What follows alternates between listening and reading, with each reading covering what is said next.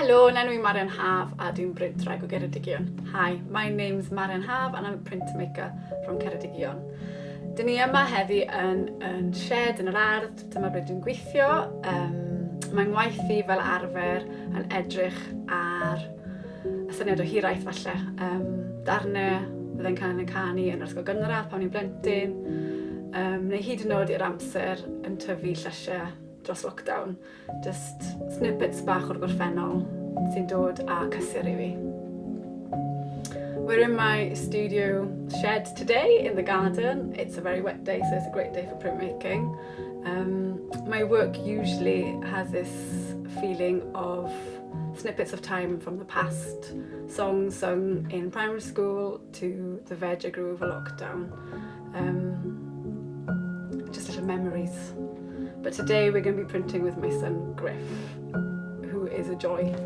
This is some past examples of work done with him. Heddi, dyn ni'n mynd i fod yn graffu gyda'n mab Griff.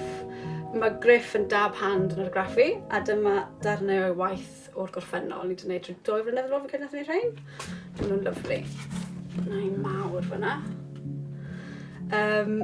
Dwi'n really hoffi argraffu gyda'r plant. Mae fe'n rhywbeth ni'n gwneud yn gilydd, heb bod gormod o pwyslais ar beth ni'n wneud. Mae'n y broses iddo fe.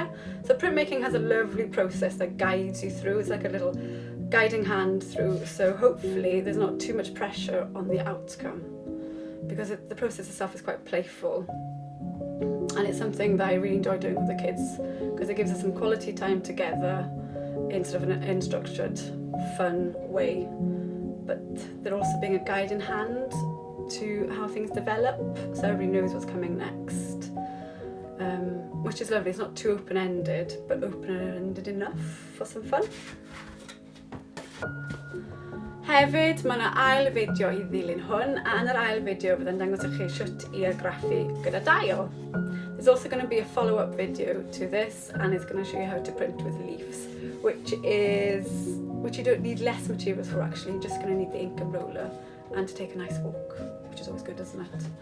Gyda hwn, fydd angen llai o defnyddio na chi, dim ond yr ink a'r roller. So mae hwn yn un bach da i wneud. Okay.